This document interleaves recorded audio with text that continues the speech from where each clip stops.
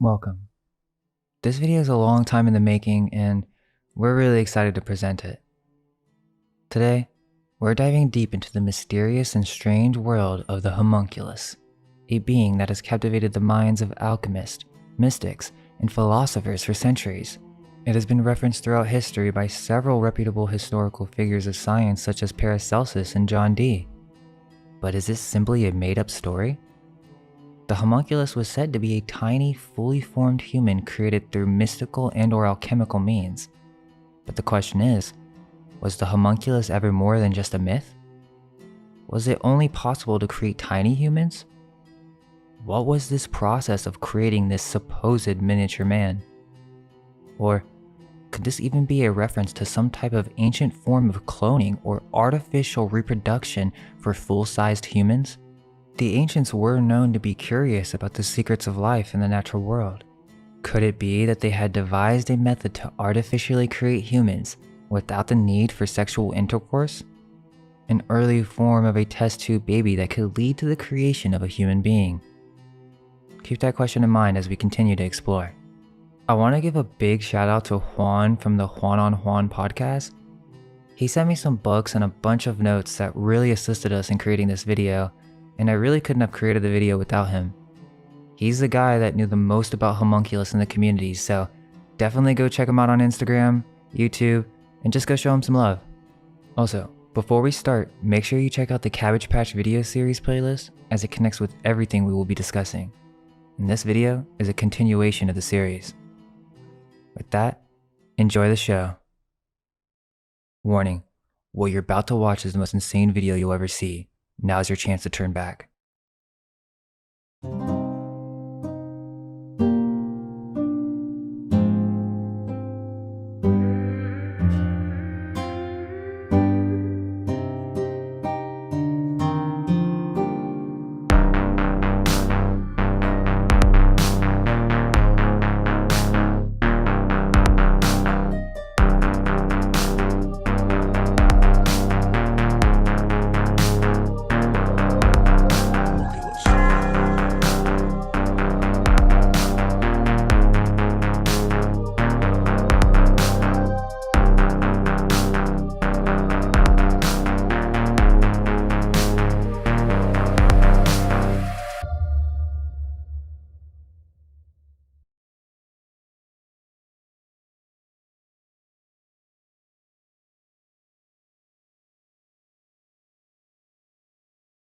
Most people in the modern day are very familiar with the concept of a homunculus, a tiny artificial man created in a jar.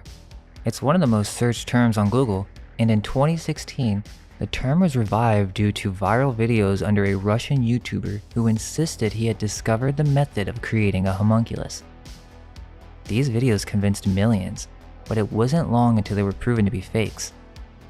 This ended up with the term losing credibility and leading many to believe that this entire subject is just a joke.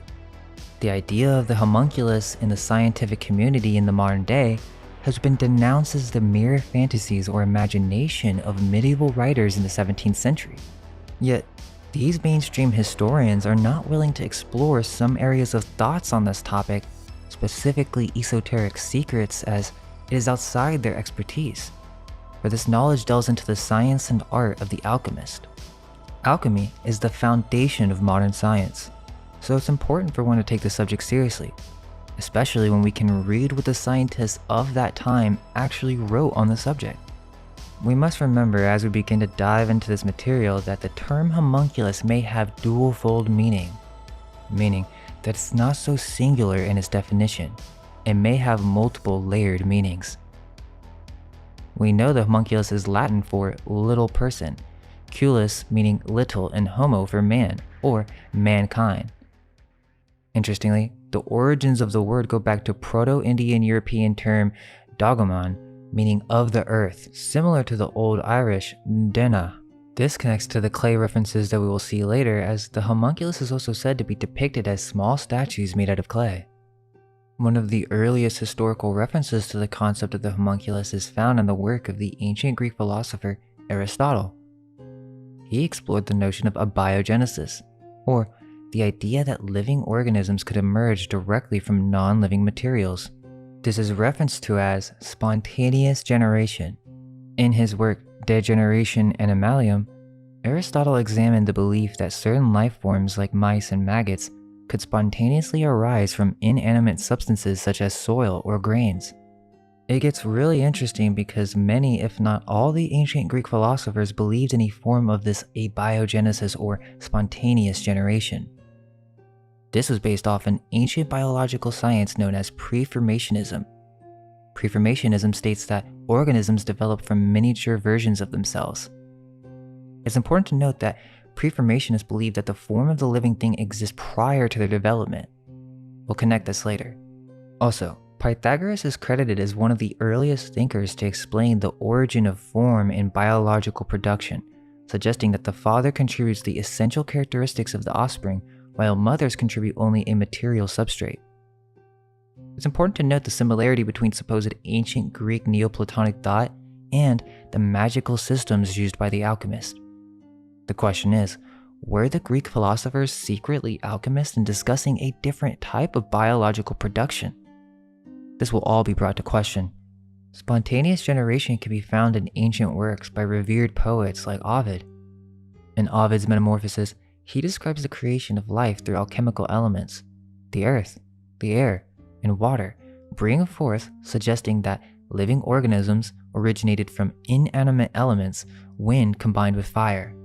Another ancient Greek author on this subject is Anaximander, who believed that life originated from a primordial mixture of earth and water, and that simpler organisms emerged first, followed by more complex life forms. This arguably is the precursor to modern evolution, as Anaximander suggested that humans initially arose from a different type of animal, possibly a fish or fish-like creature, and that the early human ancestors underwent a process of gradual development and adaptation to life on land. The key difference, other than natural selection, being Anaximander believed in a primordial mixture and the concept of spontaneous creation. There are other authors who speak on this. Interestingly, the Greek philosopher Empedocles, who lived in the 5th century BC, proposed that heavy rainfall mixing with the earth would become fertile and spontaneously generate various life forms. He believed that the combination of water and earth produced a wide range of organisms, including insects and other small creatures. The idea is that these ancient authors, including Aristotle himself, were just simply mistaken, according to these mainstream historians. Interestingly, in Homer's Iliad, there's a section in Book 19 where it discusses a body being defiled by flies and the possibility that worms would come from them digging into the wounds. What this shows is that they were well aware of the life cycle of a fly, so obviously they were discussing some other matter here when it comes to the spontaneous creation of other animals such as mice and frogs. They knew about the fly life cycle, but it would take over 2,000 years from this first reference to supposedly debunk spontaneous generation? I'm not so sure if I buy that whole story. Before we get into the details of the homunculus, it's important to understand that there was an entire debate on this subject. This is a matter that had already been discussed for thousands of years and then took hundreds of years of debate. But even in the mid-1800s, when Darwin published On the Origin of Species, his entire theory depended on spontaneous generation, or as Thomas Huxley termed it, abiogenesis. According to the skeptics, the late 1600s experiment by Francesco Redi supposedly debunks the notion of spontaneous generation entirely. This really isn't a fair argument, as it's debatable whether or not this experiment completely debunks spontaneous generation as a whole. First, it is important to note that Redi was a Jesuit with a mission to debunk spontaneous generation, a belief that was widely held at that time, and interestingly, during the 17th century, around the same time as Redi's experiment, the concept of the homunculus began to fade from the mainstream scientific discourse. Redi is often considered a turning point in disproving the theory of spontaneous generation, but the subject of spontaneous generation is not limited to simply flies and worms. 1.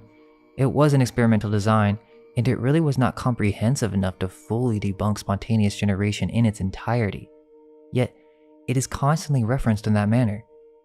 It is possible to argue that this experimental design did not account for all the possible scenarios. 2. There are numerous historical references to spontaneous generation from respected figures such as many Greek philosophers and even Roman poets, yet they were aware of the life cycle of the fly. 3. It really is a subjective interpretation of the outcome of the experiment and could be argued flawed completely. For example, the reason the maggots did not form in the sealed jars is because the necessary conditions for their formations were just not met. In many cases, the instructions for spontaneous generation are cryptic and ritualistic in nature. Who's to say he performed the ritual correctly? These experiments were in the late 1660s. It is an important experiment to note, as it initiated further scientific study, but of course, that's just the mainstream narrative. Ironically, modern mainstream historians scoff at the idea of spontaneous generation, but in many cases, they are willing to consider alternative sci-fi ideas such as panspermia that suggest life could have originated from extraterrestrial sources, which could be considered a type of spontaneous generation. This presents an intriguing point for consideration, as there appear to be some contradictions within the mainstream explanation. The prevailing view is that alchemy began to fade following Reddy's experiments and the increasing prominence of research using modern scientific methods. Supposedly, these experiments started to challenge the ideas held by alchemists a few centuries prior during the Renaissance. However, this time period was also known as the Enlightenment. So which is it? Were the alchemists simply misguided? The situation seems paradoxical because even after alchemy had begun to fade from mainstream science, prominent scientists in the 1700s, such as Isaac Newton, remained interested in alchemy as if it were a lost secret knowledge awaiting rediscovery. Why was Newton studying alchemy even hundreds of years after it declined in scientific thought? He would even correspond with Robert Boyle, the first chemist and one of the founders of modern chemistry, discussing the subject of alchemy in secrecy. Not only did they keep their interest secret, but it also became their life's work. Newton was the president of the Royal Society for over 20 years. That's a pretty big deal, and although there isn't any specific proof that Newton was a Freemason, there are many arguments that support that he could have indeed been connected or associated with a secret order of some kind. I mean, the Royal Society itself, as well as the foundation of modern science, was influenced by Masonry, so it's a pretty fair question. Now, as we progress, we'll be taking a look into the history of secret societies and the use of cryptic occult symbolism. This will assist in understanding how some of this information may have been lost or suppressed over time. The Royal Society was founded by Robert Boyle, who we know was deeply associated with alchemy, and by another figure named Christopher Wren, the famous English architect responsible for rebuilding 52 churches after the Great Fire of, oh, what a coincidence, 1666, which that's a whole story of its own on how it was possibly a setup by the Masons. Forgetting all that, it's well established that Christopher Wren was a Freemason. Therefore, what we're looking at with this revival of alchemy is that during this later time period of the early 1700s, knowledge from a previous generation of elite brotherhoods were lost and discussed between the higher echelons of society. In this case, the scientific elite of the later Enlightenment period were attempting to rediscover or preserve the secret of the sciences of earlier brotherhoods.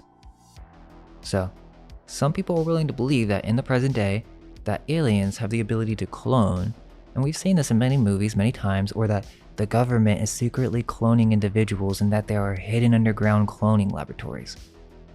Whether this is true or not, if you're willing to consider such possibilities in the modern time, well, it's only fair to consider that similar activities may have occurred in the past as well. Cloning?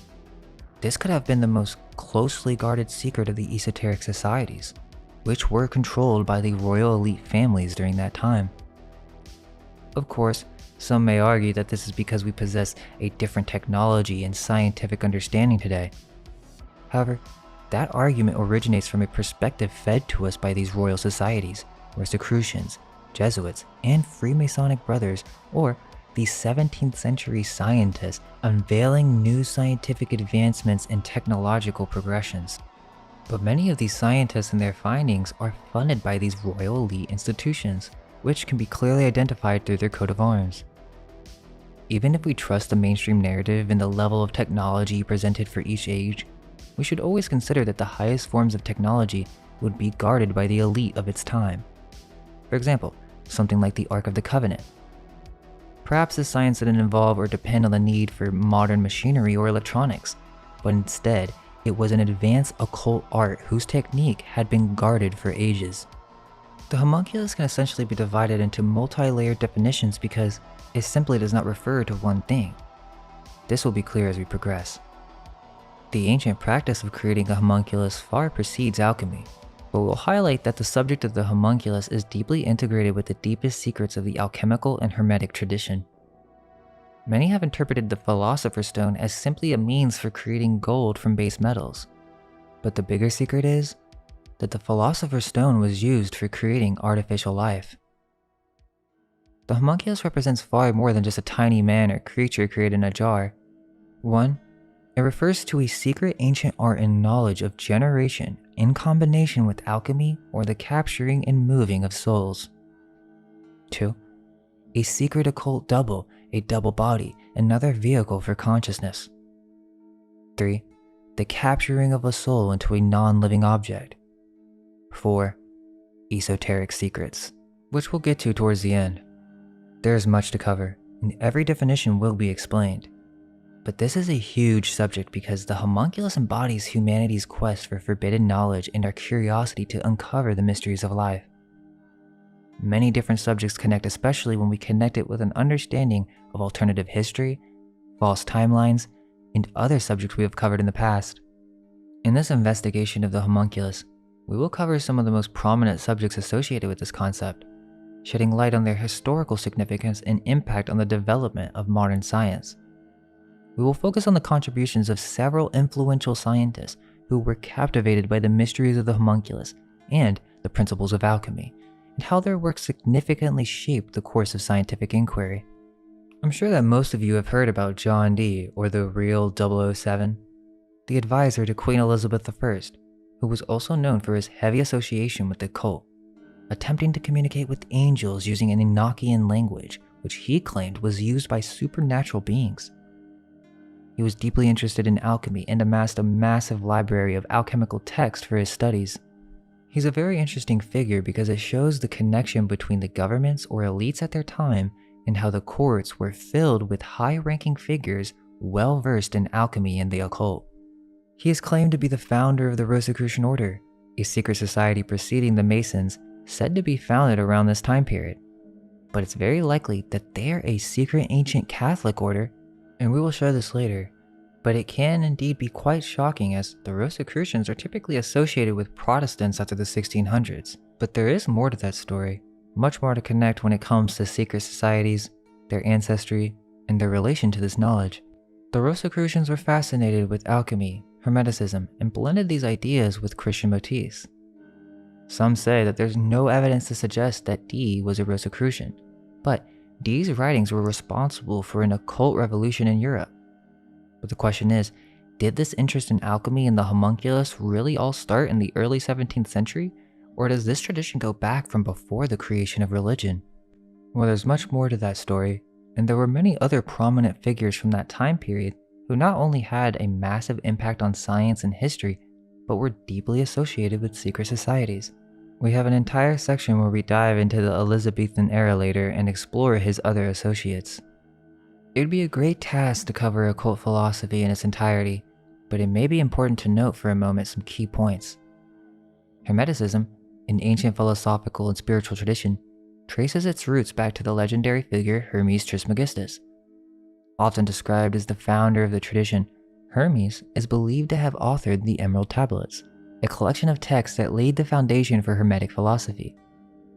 These teachings, which have persisted for centuries, delve into the concepts of duality, the union of opposites, and androgynous symbols. At the core of Hermeticism lies the Emerald Tablets, a series of writings that outline the key tenets of the philosophy. Among these principles is the idea of the union of opposites that suggests that everything in existence possesses a dual nature. This concept of duality is further explored through the symbolism of the sun and moon, which represent positive and negative forces respectively. In addition to the notion of duality, Hermeticism also encompasses androgynous symbols, signifying the perfect balance between masculine and feminine energies. This union is often depicted through the marriage of the sun and moon, embodying the harmony of opposing forces. Hermes Trismegistus is said to be the messenger of the gods and can be traced back to Thoth, who was believed to be an Atlantean. This ancient ancestry links Hermeticism to a lineage of knowledge that dates back thousands of years. During the medieval ages in the 1600s, Hermeticism gained prominence among scientists and thinkers who were intrigued by its ancient wisdom. The teachings of Hermes Trismegistus were passed around and studied, fueling a revival of interest in the Hermetic tradition. This resurgence of Hermeticism had a significant impact on various fields, including alchemy and the exploration of the homunculus. The homunculus embodies the Hermetic principle of the union of opposites, illustrating how the fusion of opposing forces can give rise to new life. Even the origin of the term hermetically sealed, or the process of creating an airtight container, which was crucial to the progression of the scientific enlightenment, can also be traced back to Hermes. We're going to see a lot of threes symbolism in this video, as Hermes Trismegistus means thrice greatest Hermes. This figure was believed to be the divine scribe credited with authoring the sacred Hermetic works that explored both the material world and the pursuit of spiritual perfection. Alchemists, or the leading scientists of their time, were deeply interested in these subjects, and they adopted Hermes Trismegistus as their patron.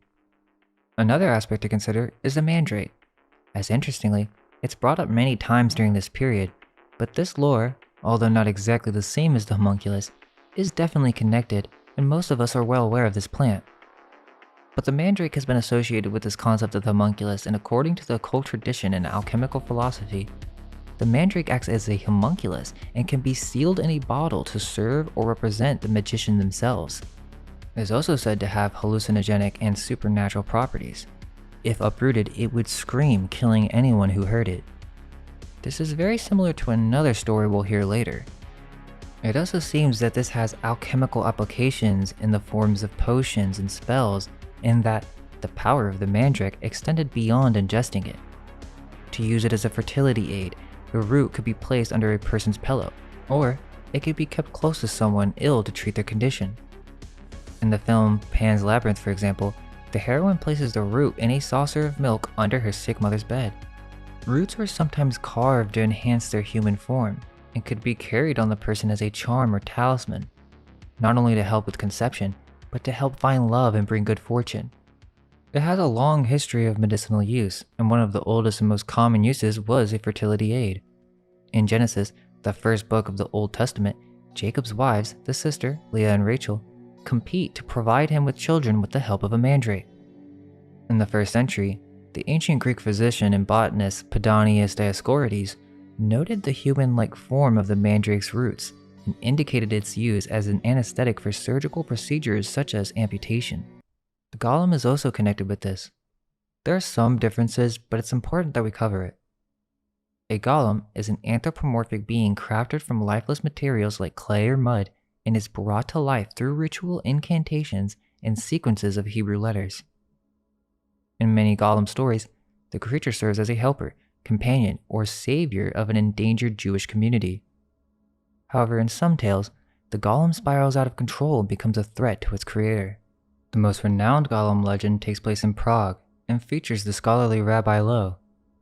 The first practical instructions for creating a golem can be found in medieval commentaries on the Sefer Yetzirah. It is believed that fashioning a golem was a means for medieval Jewish mystics to draw closer to God. The story of the Golem of Prague is set in the late 16th century during the reign of Emperor Rudolf II. At this time, the Jewish community in Prague was under threat due to anti-Semitic attacks and accusations of blood libel. Rabbi Lowe, a respected leader and scholar, sought to protect the Jewish community from these threats. According to the legend, Rabbi Lowe created the golem using clay from the banks of the Vitava River. He then performed a series of rituals, including the use of divine names, to bring the golem to life. The golem, named Yosel, was tasked with protecting the Jewish community from harm. Yosel, the Golem of Prague, was said to be immensely strong and able to turn invisible. It patrolled the streets of the Jewish ghetto at night, protecting its inhabitants from anti-Semitic attackers and even foiling blood libel plots. However, the golem could not speak and eventually became uncontrollable, leading Rabbi Lowe to deactivate it. The golem is brought to life by inscribing Hebrew words on its forehead, such as the word emet, which means truth in Hebrew. To deactivate the golem, one could remove the aleph in emet, changing the inscription from truth to death, met meaning dead. The history of the golem reaches back to early Judaism. In the Talmud, Adam is initially created as a golem when his dust is kneaded into a shapeless husk.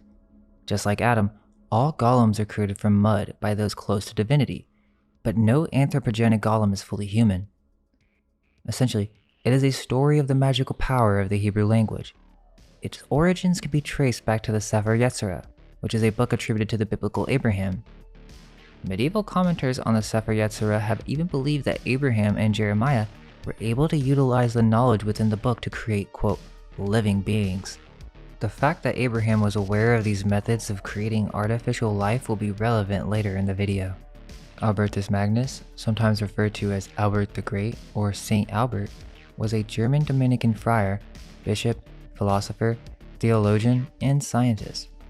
He was born in Lauingen, Swabia, present-day Germany, and was a well-known figure in the intellectual and spiritual spheres of the 13th century. Albertus Magnus was a prolific writer. His works covered a wide range of topics, including logic, metaphysics, ethics, natural sciences, and theology.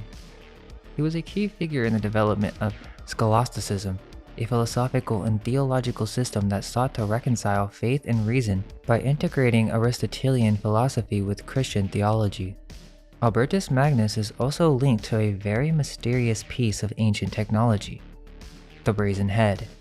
This mysterious head, supposedly made of brass or bronze, was believed to answer any question and provide wisdom to its creator.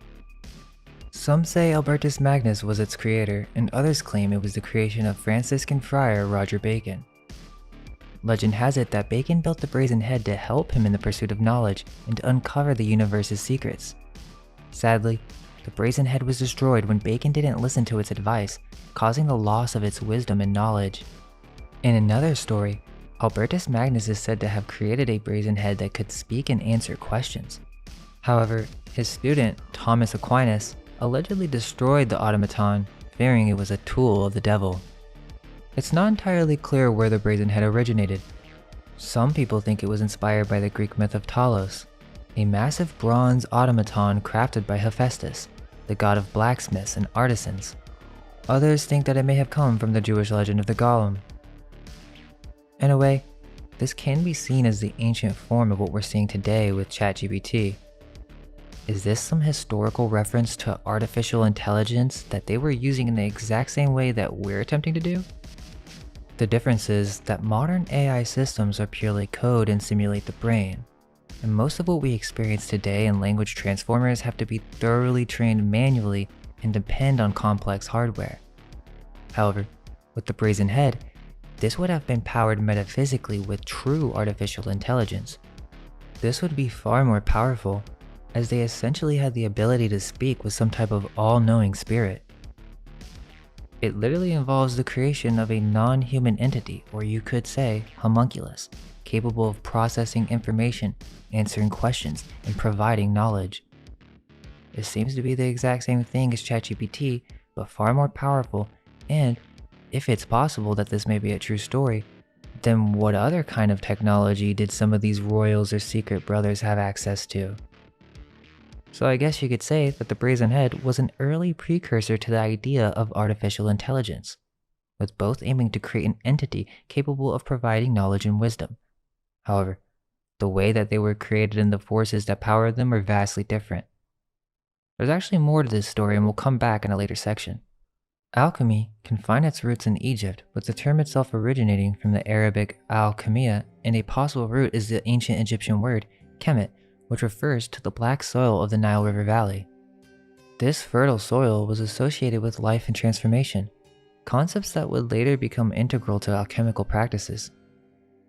Egypt was extremely occult, with its rich esoteric symbolism and complex rituals permeating various aspects of daily life and spiritual practices. Egypt was home to a complex pantheon of gods and goddesses, as well as initiation ceremonies in the mystery schools, both of which showcase the occult and alchemical aspects of ancient Egyptian spirituality. The moniker Hermes Trismegistus, an amalgamation of the Hellenic deity Hermes and the honorific title Thrice Great, finds its roots in the ancient Egyptian pantheon's Thoth, the divine patron of scribes and master of sacred symbols. Egypt's beliefs surrounding the afterlife, rebirth, and mummification further contributed to alchemical values. The preservation of the body through mummification was essential for the survival of one's life force, or Ka, in the afterlife. We all know of the ancient astronaut theory. Mainstream scholars and popular authors for some reason conclude that aliens are involved with Egypt, such as with the Dendera light bulb. Is this really a light bulb? Or is it instructions for creating a homunculus? The Dendera temple is dedicated to the goddess Hathor. Comparable to Mary, she was the mother of Horus and Ra, yet also Ra's feminine counterpart, forming an androgynous being. Hathor embodies both Mary Magdalene and the Whore of Babylon, the Scarlet Harlot. She also helps souls in the afterlife as they transition and is often accompanied by another god. This god is Heket, the Egyptian goddess of fertility who is represented in the form of a frog. The symbol of the frog was their ancient symbol of fertility, and it seems to represent spontaneous generation. The princess kissed the frog. These gods often had counterparts, serving not only as spouses but also as divisions of a primary hermaphroditic deity, illustrating the duality and unity in their divine nature. If we look at the full depiction, who's operating the ritual? Heket, and this is all for Hathor. The snake is being held by two hands, and we see a snake inside the light bulb, or more likely, a sperm in a flask. This seems more likely to be an alchemical process of the creation of an artificial life rather than some type of light generator, as Egypt was known for having tools to assist in the process of getting pregnant and giving birth. Before going any further, we must go over Paracelsus.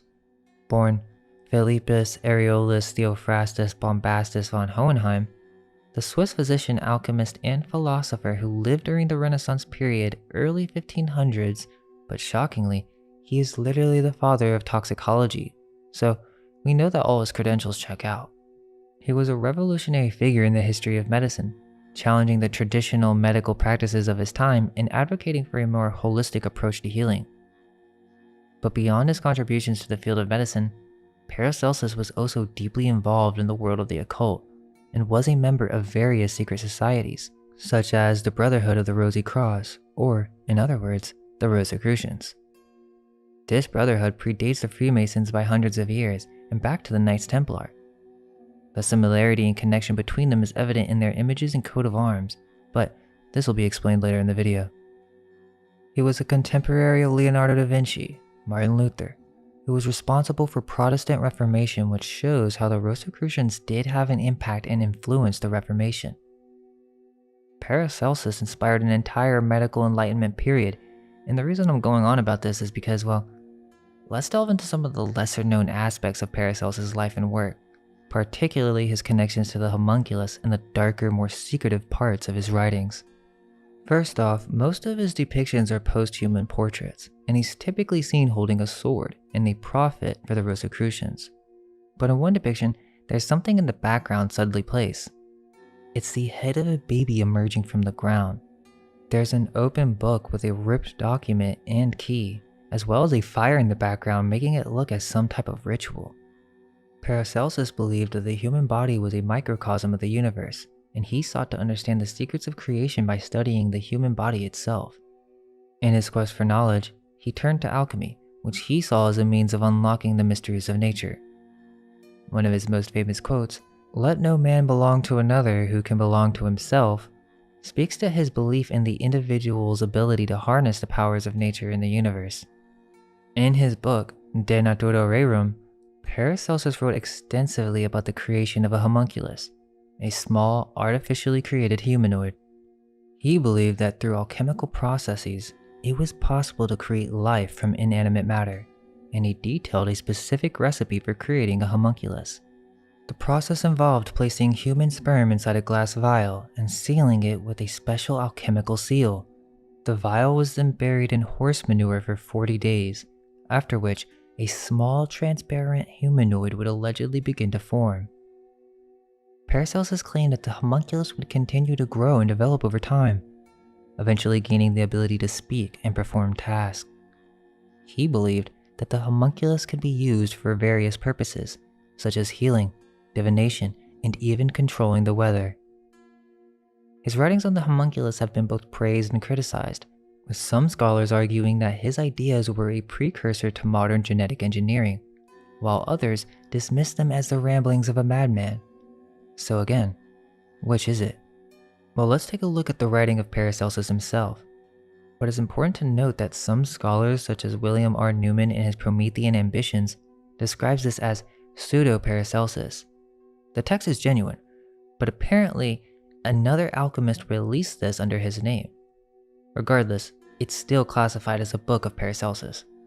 In his book De Natura Rerum, or Of the Nature of Things in 9 books, we will read what Paracelsus had to say because many times when looking to the homunculus or watching documentaries on the subject, you really just get a quote from the experiment, but to put this more into context, we're going to read the beginning of book 1, which deals with generations. We're going to take a look at a German version or reprint from 1584. We got this translated into a much more readable version, and there's an English version published in 1650 that can confirm the accuracy of the translation. In book 1, he first starts with the most important topic it would seem, quote, generations. But it's key to note that this is not limited to just homunculi, but it's a part of a greater topic. Quote, the generation of all natural things is twofold, natural and without art, or artificial and visualized by the alchemist, end quote. Paracelsus tells us straight and simple. It's his first point really.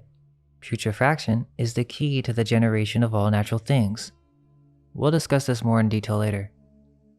But listen to this part carefully. I'm paraphrasing, but, quote, Book on Nature 1. It may be possible for humans to be born without natural fathers and mothers.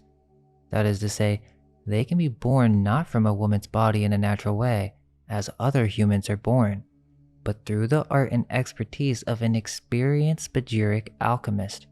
A human may thus grow and be born, as will be further explained. Quote, it is also possible in nature that humans can be born from animals, having their natural causes. However, it cannot happen without heresy, that is, when a human mixes with an animal, and the animal like female takes in the sperm of a man with lust and desire in its womb and encloses it. In this case, the sperm must go through decay, and through the constant warmth of the body, a human and not an animal will be born. For every time the sperm is sown, a fruit grows from it. If this did not happen, it would be against the philosophers and against the light of nature. For as the seed is, so a fruit grows from it. From onion seeds grow onions, not peas, not nuts, not lettuce. So from various grains, different plants grow. This is explaining to you what they were thinking, to not only create humans without natural fathers and mothers, but to be born without a mother entirely. Then he goes further to explain how you can even birth these humans out of animals. Okay, wait, what are we even talking about here? Quote, it is also possible, and not against nature, that a woman and a person can give birth to an animal, and it is not to be judged with a woman in this like with a man, that is, one should not regard her as transgressor, as if she acted against nature, but rather attribute such things to her imagination. For her imagination is often to blame for many things. For the imagination of a pregnant woman is so great that she can transform the seed and the fruit in her body in many ways, for her inner astral forces act so strongly and powerfully upon her fruit that they give an impression and influence. Therefore, the child stands in the mother's body in the creation, in the mother's hand and will, like clay in the potter's hand, from oats to oats, from barley to barley, and the like with all other fruits, what has seeds and is sown. We will explain this more later, but he's essentially saying that women have the ability to be alchemists and shape their babies through the use of their imagination. But we must clarify that we're speaking of a different type or tier of imagination, as will be further explained. Okay, so now we're about to get to the full breakdown of this art of generation, and let's remember this typically does not get brought up when discussing homunculi, which leads many modern scholars to doubt the legitimacy of the claims. But if we're diving deep into how detailed and vast this science really was, they were playing around with the power to generate life artificially. But even more importantly, they could influence the outcome. Quote 5. And as you know now, through putrefaction, many and various things are born and become alive. So now you should know that from many herbs through putrefaction, very wondrous animals are born, as experienced people know.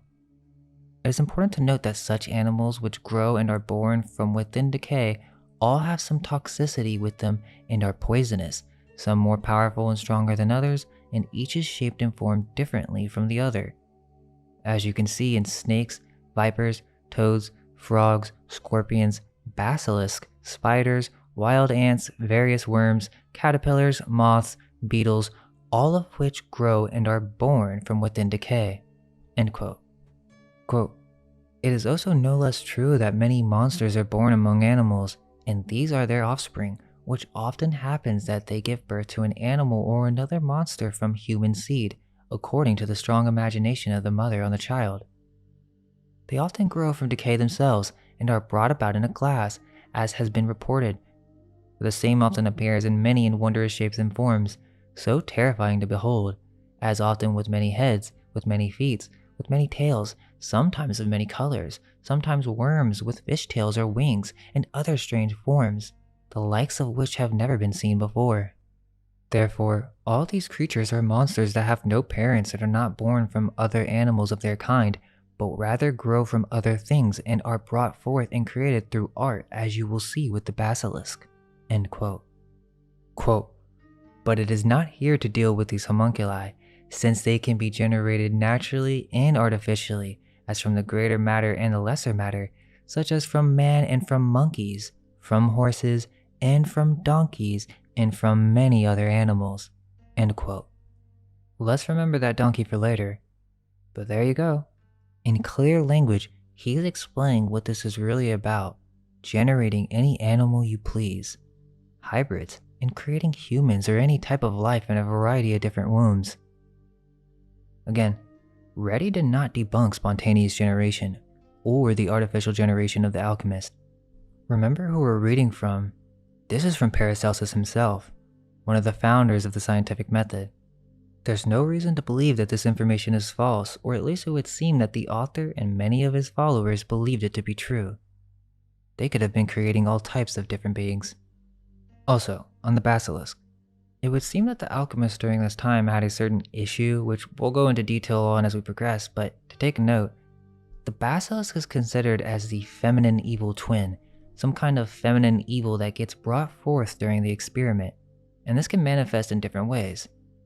The basilisk is a type of homunculus created by the alchemists as a result of the putrefaction of menstrual blood and thus female-derived. Some scholars argue that this was a form of early female medieval misogyny. There may be more to it than just that, as we're dealing with two different qualities of results. In De Natura Rerum, another reason why some scholars bring question to the author is because it shares many similarities with older Arabic texts, and in Paracelsus' other work, De Homunculi, he takes the approach to using a womb instead, as it seems the method of creating it in a bottle came with some problems that needed to be solved. Now before we leave De Natura Rerum, or The Nature of Things, I want to read the actual quote from the book of the experiment because I'm going to show you how you really don't get the full context.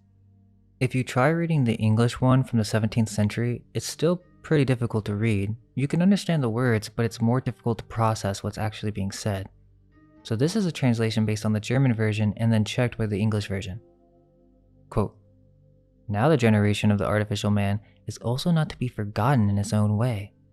There's something to it, although such has been kept in great secrecy until now and has been completely hidden, and not without a small doubt and question in secret of the ancient philosophers whether it is also possible for nature and art that a human being can be born outside a woman's body and a natural mother?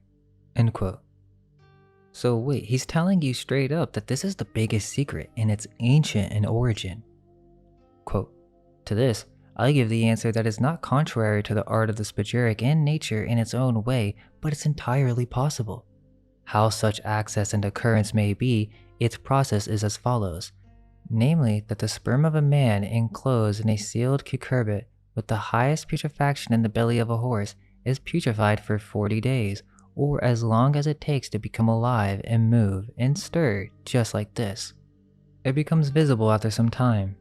After such time, it will appear to be somewhat like human, yet transparent, without a body.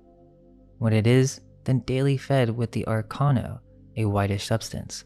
Remember this whitish stuff for later. And nourished until 40 weeks have passed and kept in the constant warmth of a horse's belly.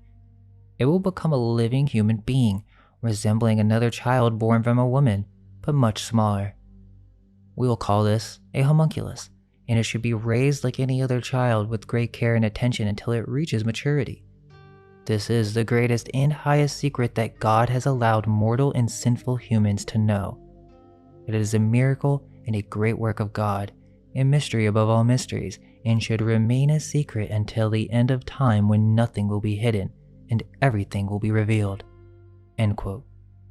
Okay then, they were creating humans without a mother. It resembled any other child born from a woman. Okay, so it's not just a tiny human? And that they could raise these things, it seems. But let's remember what he said. This is the greatest and highest secret, the secret of generation and putrefaction. There is another component to this. As we said, there are multiple layers, and we will cover them all. But he does continue to say that these homunculus then go on to change to become magical beings of different kinds. The blur between the astral and physical have led many modern scholars to perceive this as mere fantasy, but there really is no reason to conclude that just yet. We must take into consideration that Paracelsus, being one of the founders of modern chemistry and one of the earliest to experiment with homunculus, was specifically being cryptic. That's important to note because it allows one for interpretation, but furthermore, it explains on why this is still a mystery. Because whoever was looking into this stuff at the time truly did not want this to be unveiled in detail to society. Their methods are never clear, but almost as a cryptic message to inform other brothers, and we are left with the remainders to piece together the puzzle. Well, it's clear that Paracelsus is bringing importance to the subject of generation and that there are two forms, natural and artificial. This would essentially mean that a homunculus is a science and art of artificial generation, guided and directed by an experienced alchemist, and the variety and forms therein are numerous and they can be combined with any animal. Now the deeper level is that he's actually discussing how to use natural chambers or wombs for the artificial creation of a homunculus. And he's saying, yeah, you can do this with a lot of different animals. This will be confirmed as we look through more sources. And we're not just talking about making more animals by artificial insemination. It's actually different and much more occult. They're talking about the creation of chimeras, like literally growing a human in different wombs from different animals. What kind of minds are we dealing with here? Because this doesn't make sense to be just some made-up fantasy. There are many details to this process. Don't believe it? Well, let's continue. So the main quote from Paracelsus on the homunculus is literally a recipe where he uses a horse as a surrogate mother of the homunculus, and the semen of a human male is left inside the womb of the animal to putrefy for 40 days. Then the homunculus is born. Paracelsus also makes reference to the phoenix as an alchemical symbol. Quote, Paracelsus, his way for the raising of a dead bird to life, and for the generating many serpents of one, both which are performed by putrefaction. A bird is restored to life thus, viz. Take a bird, put it alive into a gourd glass, and seal it hermetically, burn it to ashes in the 3rd degree of fire, then putrefy it in horse dung into a mucilaginous phlegm, and so by a continued digestion that phlegm must be brought into a further maturity, being taken out and put into an oval vessel of just a bigness to hold it, by an exact digestion, and will become a renewed bird, which, saith Paracelsus, is one of the greatest wonders in nature, and shows the great virtue of putrefaction.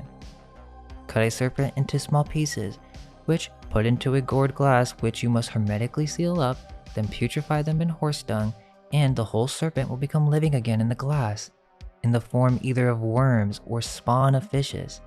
Now if these worms be in fitting manner brought out of the putrefaction and nourished, many hundred serpents will be bred out of one serpent, whereof every one will be as big as the first. And as it is said of the serpent, so also many other living creatures may be raised and restored again." End quote. Now we're going to look at historical authors from the same time period who wrote on the homunculus, because this will prove that multiple minds had time to debunk this supposed theory and put it to rest, but that's not what happened. Cornelius Agrippa, renowned German polymath and occult writer, was born of a noble family, and he had several influential texts that played a pivotal role in the culture of the Renaissance. Interestingly, many scholars take note that he was not only a secret agent, physician, and legal scholar. Supposedly, he set up a secret society in Paris devoted to the occult. In his 3 books of occult philosophy, he alludes to the homunculus in many ways. He first tells a story of a hen giving birth to a man in a strange way. Quote, "Also, domestic birds are not without some augurias, for cocks by their crowing promote hope in the journey of him that is undertaking. Moreover, Livia, the mother of Tiberius, when she was great with him, took a hen egg, and it hatched in her bosom, and at length came forth a cockchick with a great comb, which then auguries interpreted that the child that should be born of her should be a king." End quote. We can confirm that Agrippa is not telling us everything when he discusses the nature of blood and the basilisk's special abilities, which was discussed by Paracelsus, so we know that he's read his work. He mentions the basilisk over 6 times. This is a symbolic reference as well to the homunculus. At this time, it was hush-hush, so they had to be more cryptic and fantastical, but they considered this to be 100% real. The basilisk is an alchemical creature. Quote, "They say also that the blood of a basilisk, which they call the blood of Saturn, hath such great force in sorcery, that it procures for him that carries it about him good success of his petitions from great men in power, and of his prayers from God, and also remedies of diseases, and grant any privilege." End quote. He's just only covering the negative twin of the homunculus. Quote, "Again, in the vapors of the eyes there is a great power, that they can bewitch and infect any that are near them, as the cockatrice or basilisk killing men with their looks." End quote. I'm not saying that every person that mentions the basilisk is being symbolic, but it's safe to assume that Agrippa was well aware of the homunculus. Robert Fludd, a renowned English Paracelsian physician, held a diverse array of interests that encompassed both scientific and occult domains. As a prominent figure in the early 17th century, he delved into various fields such as astrology, mathematics, cosmology, Kabbalah, and Rosicrucianism. His penchant for exploring the esoteric side of knowledge often led him to engage with contemporary scientists and thinkers of his time, notably engaging in a series of exchanges with the esteemed astronomer Johannes Kepler. Fludd's rich contributions to the fields of occult philosophy make him a significant figure when examining the concept of the homunculus. He's remembered as an astrologer, mathematician, cosmologist, Kabbalist, and Rosicrucian. Now it's interesting because we'll see this double-fingered pose with these figures associated with secret societies. Also, look at the coat of arms of the Hidden Knight. We're going to come back to Fludd because he was associated with John Dee and studied with the Jesuits, even went to Oxford, and his father was a high-ranking government official, the treasurer for Queen Elizabeth I. A collage of 12 coat of arms of Fludd's ancestors are shown in the painting above his right shoulder. His paternal arms goes back to Rerid Vlad, whose name originates from Welsh meaning bloody or red wolf. Martin Ruland the Elder, 1532 to 1602, was a German alchemist, physician, and writer. He authored several works on alchemy, and he's best known for his Lexicon Alchemiae, a comprehensive dictionary of alchemical terms and concepts. Quote, "Homunculi are small images, which contain within themselves an invisible starry human being, made in the likeness of humans, small human portraits, or images made of humans that have the invisible celestial human in their brain." End quote. That's a rough translation, but he does bring it up, also connecting the images component. Giambattista della Porta, 1535 to 1615, was an Italian polymath, scholar, and author known for his various works in scientific fields, including natural philosophy, optics, and cryptography. He was also interested in alchemy. His book, Natural Magic, is a book that we brought up in the past, and it definitely deserves its own video, but for now that'd probably take too much time. However, there are some interesting things discussed, such as the generation of hybrids and monsters. But not just that, it goes into a sort of animal husbandry that involves the mixing of animals to create new strange creatures, as the author puts it.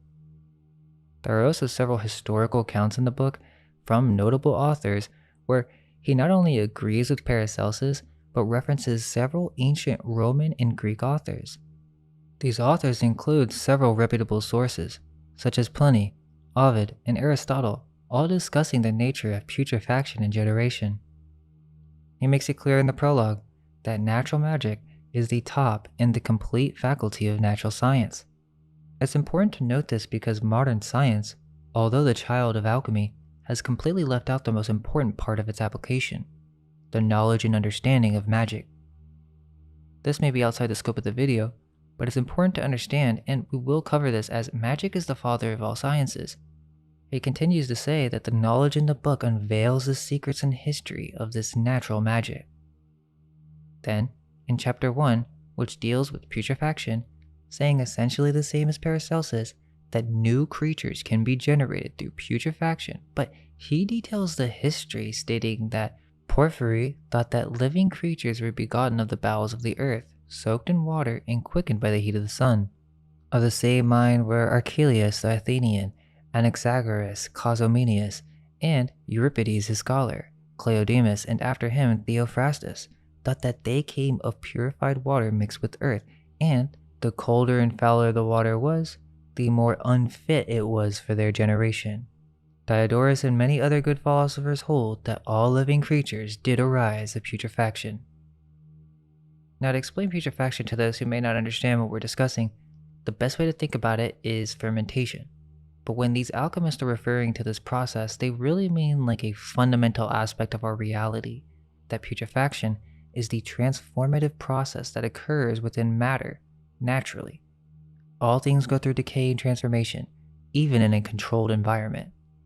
The alchemists sought to understand the mechanics of putrefaction, or in other words, the secret workings of the universe. Why do things break down and go under change? They truly believed that they had found the secret to this process and how to influence it.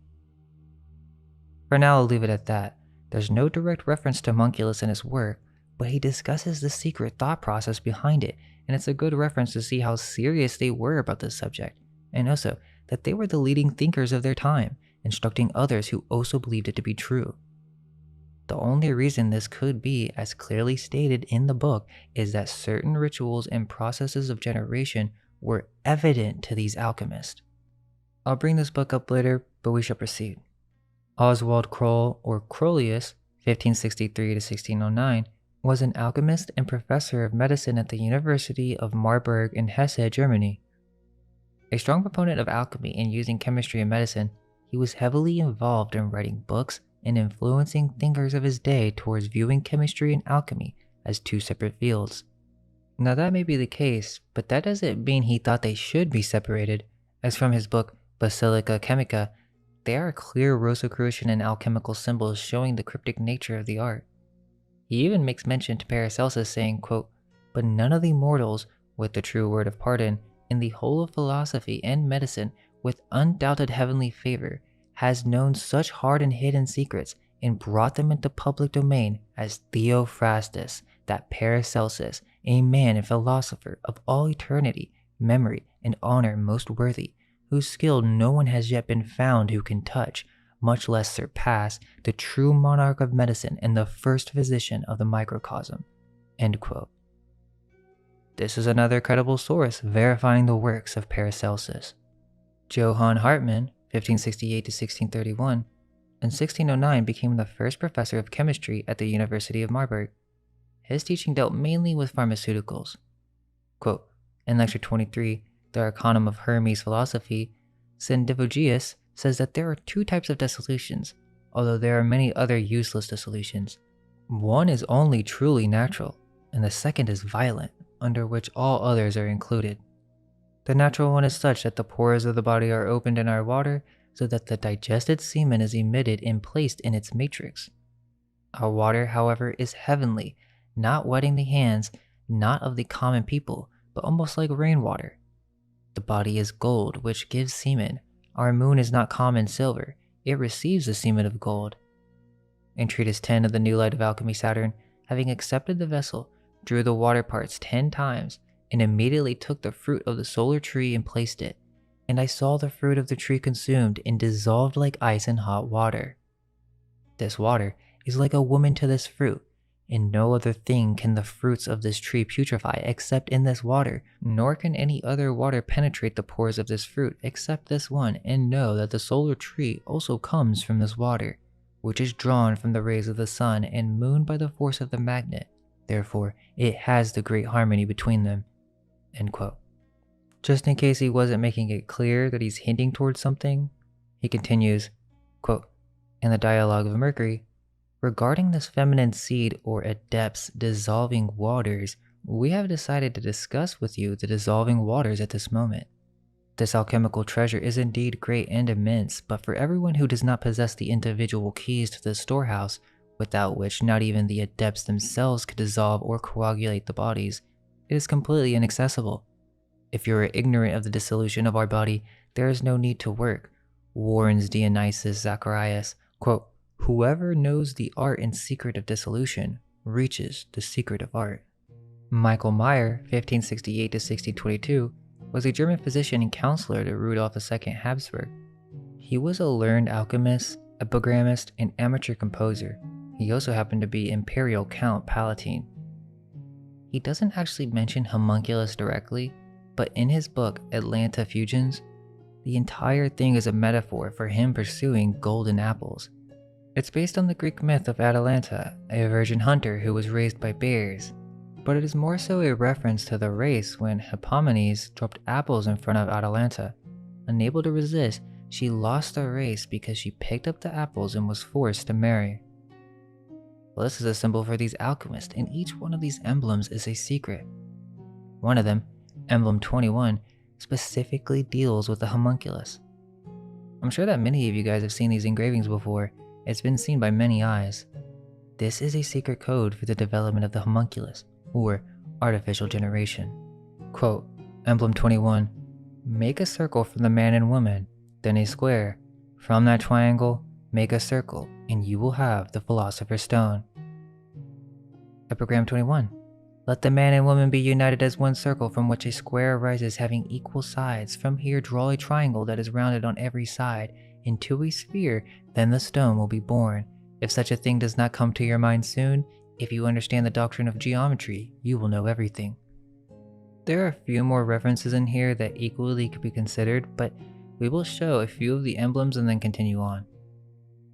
Not only are there several occult alchemical symbols such as the hermaphrodite, they even have Miss Liberty, floating cubes in the sky, the Lion of Venice, mermaids, and even an early Freemason candle symbolism, which we'll see this repeated many times. It's also important to mention that, yes, around this time there were many charlatans and frauds. True alchemists disguised and encoded their secrets with mysterious symbols as it was against their order to reveal anything to the uninitiated. The fake alchemists are the ones who spent too much time on the Philosopher's Stone or trying to promise some method of producing gold. This has led modern scholars and historians to believing that these alchemists were simply madmen and misinformed scientists. However, another interesting aspect to this is literally the government of the time believed it to be true, and there were literal laws passed as with Henry IV's edict against reproducing gold and silver. So why make laws against it then? In 1404, Parliament passed a statute called the Act Against Multipliers, making alchemy, or more specifically, the multiplication of gold and silver via alchemy, illegal. We continue with exploring a fundamental text known as the Theatrum Chemicum, or Chemical Theater. It's a compendium of early alchemical writings in Latin published in 6 volumes in 6 decades. It was the most comprehensive collective work on the subject of alchemy ever published in the Western world. The physician and philosopher Sir Thomas Browne possessed a copy, while Isaac Newton filled the margins of his copy with annotations. There's even a letter from Roger Bacon on the secret works of art and nature. Now, there are many books in this work, and although there's no clear homunculus reference, it is a crucial work referenced by several other important figures that go over the secret of making one, although it does not use that terminology. Also, there's a section from Aristotle on alchemy. But interestingly, there's a Theatrum Chemicum Britannicum which was done by Elias Ashmole, another publisher. In this book, the cover is clear homunculus symbolism, which we'll break down later, but this book is a little bit too cryptic to really gain that much value right now. We're going to continue, but as mentioned, we're nearing the 17th century, so of course, the people writing books on this subject became increasingly secretive, not to mention that Paracelsus was already cryptic to begin with. The next alchemist on our list is a little bit different, Johann Ambrosius Siebmacher, a German heraldic artist and copperplate engraver who made heraldic multi-volume books of armorial bearings of coat of arms for the Holy Roman Empire. This shows how the Rosicrucians were deeply integrated with the Church, implementing the tactic of divide and conquer by controlling both Catholic and Protestant sides. That's outside the scope of this video, but there is a reason that heraldry is involved, and it has to do with these Palatine rulers actually hiring alchemists as their personal physicians and guides. He has a book on alchemy with these very interesting depictions. It's essentially a divine hand emerging from a floating triangle in the sky. It's holding a torch as it lights the candle or flame of this heart, which could be representative of the act of love or procreation. It's really a reference to why alchemy only works for the advanced practitioner. It has to do with the timing and collection of certain spiritual or etheric powers. This will be examined more as we progress. Next, we're going to continue but kind of go into the spontaneous generation debate, as well as starting on Johann Baptist van Helmont, 1579 to 1644, who was a Flemish chemist, physiologist, and physician. He's known for his work on plant growth and the chemical composition of water. He even coined the term gas and is considered the founder of pneumatic chemistry. He was a disciple of Paracelsus, so no doubt he had read all of his works. Even the Helmont coat of arms is the hidden knight, and you can even see the dual symbolism with his portrait. He also has the Rosicrucian finger pose. There's no reference to the homunculus, but this is another important scientist who was not only well aware of the subject, but most likely was keeping it secret. He even wrote instructions on spontaneous generation saying, quote, "When water from the purest spring is placed in a flask, steeped in leavening fumes, it putrefies, engendering maggots. The fumes which rise from the bottom of a swamp produce frogs, ants, leeches, and vegetation. Carve an indentation in a brick, fill it with crushed basil, and cover the brick with another so that the indentation is completely sealed. Expose the two bricks to sunlight, and you will find that within a few days, fumes from the basil, acting as a leavening agent, will have transformed the vegetable matter into veritable scorpions." It took until the late 1700s to really completely denounce spontaneous generation because so many reputable sources for thousands of years were adamant that it was not only possible, but obvious to anyone who was aware of nature's secrets. It's not possible for such men to be simply mistaken. They are either willfully lying and being cryptic, or they're telling you what they know and they believe in spontaneous generation to be true. Both support the case that this subject deserves more investigation. And no, it's not possible that we're dealing with these minds simply misunderstanding the phenomena. That could be argued with some writers who suggest spontaneous creation with bugs as Aristotle does with lice, but it cannot be argued with a generation of other animals such as mice and scorpions. These scorpions will be mentioned again later. Oh, and let's not forget philosopher and father of modern chemistry, Robert Boyle, perhaps most known for Boyle's Law. Boyle did reject Paracelsus' theory on elements and substituted for atomic theory, but he, like Isaac Newton, was still interested in discovering the Philosopher's Stone. Boyle had his own thoughts on the generation of animals and contributed to the start of redefining spontaneous generation. This all changed because of the microscope. The microscope is what allowed Boyle and his associates, the famous Robert Hooke from the Royal Society and the Jesuit Marcello Malpighi, finally putting to rest this whole idea of spontaneous generation. The idea was that Robert Hooke, with his discovery of the cell and microorganisms, had found evidence that debunked spontaneous generation. Basically, because the microscope allowed them to look closer into objects, they saw that in non-living matter, such as a cork, there were tiny little organisms, and so this proved that living beings weren't just popping out of non-living matter. There were living things in it. But how does that debunk spontaneous generation? It doesn't.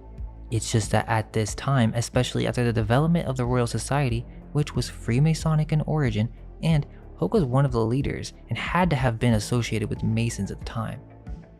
That may not seem relevant, but then you tell me the need to put coat of arms and secret symbols on these published discoveries, connecting all these scientists to Palatine Roman rulers who were in control of the Rosicrucians. You really think the telescope was invented in the 17th century? This is kind of weird. They don't even know the real inventor of the telescope, or at least it was shrouded in mystery since its origin. It's more likely that the knowledge of optics has been shrouded in mystery and secrecy similar to the subject of alchemy. I mean, think about it.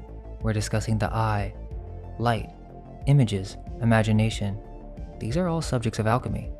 Therefore, it is safe to assume that the subject of optics would have been crucial to the alchemist. The story doesn't add up with the telescope. Okay, so in 1655, a Dutch diplomat, William de Boreel, tried to solve the mystery of who invented the telescope. Okay, so not a good start. Already in 1650, they had a telescope and had to initiate a process in rediscovering who was the inventor. Okay? He had a local magistrate in Middelburg follow up on Boreel's childhood and early adult recollections of a spectacle maker named Hans, who he remembered as the inventor of the telescope.